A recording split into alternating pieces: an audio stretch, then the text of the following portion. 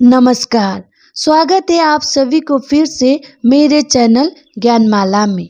मैं आज लेके आई हूँ स्वामी विवेकानंद जी की जीवन की एक रोचक घटना पर आधारित एक कहानी।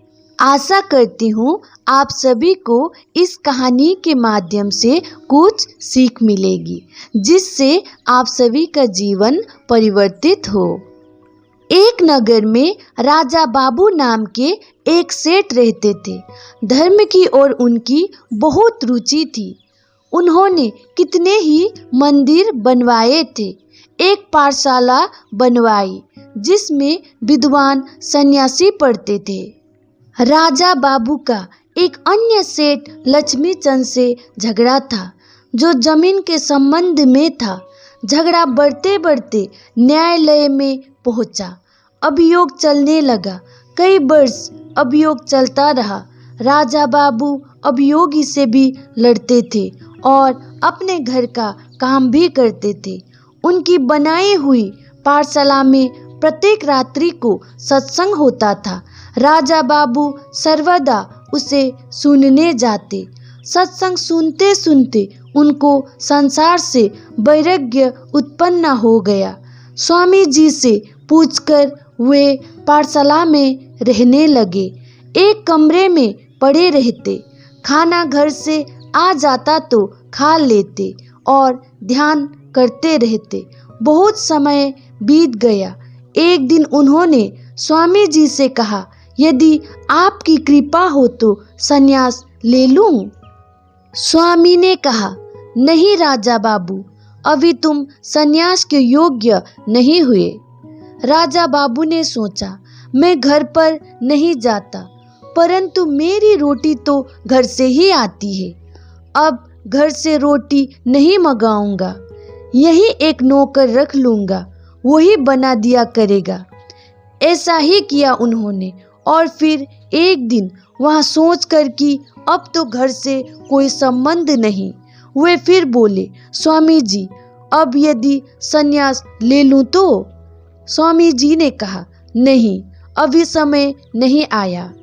राजा बाबू ने सोचा, अभी मैं नौकर से रोटी बनवाता हूँ, शायद इसलिए स्वामी जी नहीं मानते।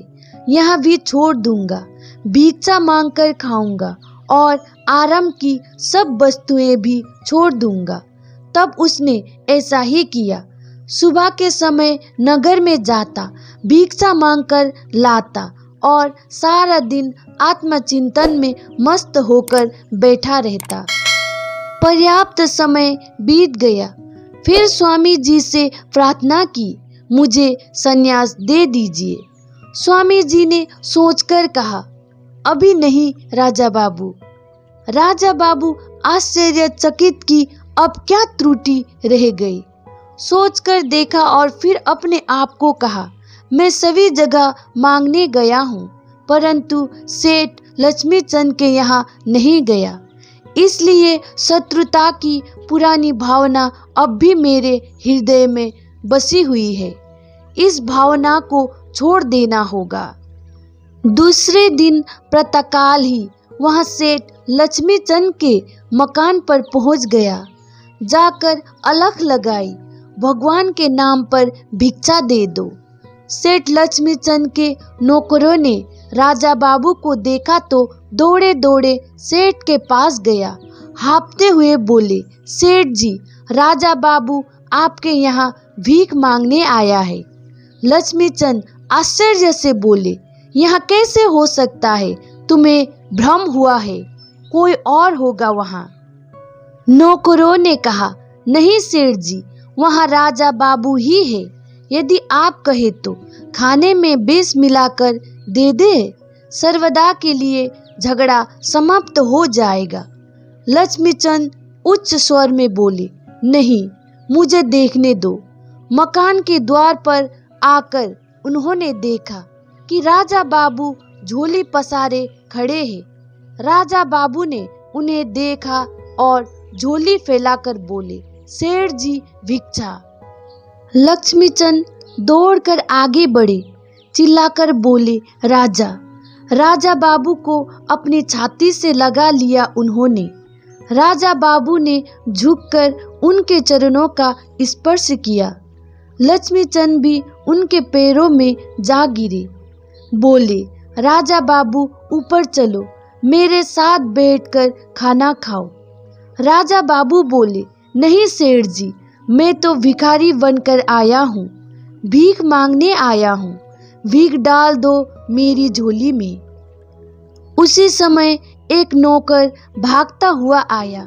बोला, सेठ जी आपका तार, देखिए इस तार में क्या लिखा है। लक्ष्मीचंद ने खोलकर पढ़ा। तार राजा बाबू के बेटों का था, जिसमें लिखा था, हमारे पिता राजा बाबू का कहीं पता नहीं लगा। भूमि का झगड़ा अभी समाप्त नहीं हुआ, किंतु इस जमीन को लेकर हम क्या करेंगे? इस तार द्वारा हम भूमि से अपना अधिकार वापस लेते हैं। हमारे पिताजी नहीं है, कृपया आप हमें पिता का संरक्षण दीजिए, हमें अपनी रक्षा में लीजिए। लक्ष्मीचंद रोते हुए बोले, नहीं, ऐसा नहीं होगा। उन्हें लिखो कि भूमि उनकी है, मुझे नहीं चाहिए। मैं पिता बनकर उनकी रक्षा करूंगा। आज से वे केवल राजा बाबू के ही नहीं, मेरे भी बेटे हुए। इसके पश्चात राजा बाबू भिक्षा लेकर मुड़े तो देखा सामने स्वामी जी खड़े हैं, हाथ में गेरुए वस्त्र लिए। राजा बाबू को हृदय से लगाकर बोले, अब तू सन्यासी बनने के योग्य हुआ। राजा बाबू, अब ये कपड़े धारण कर।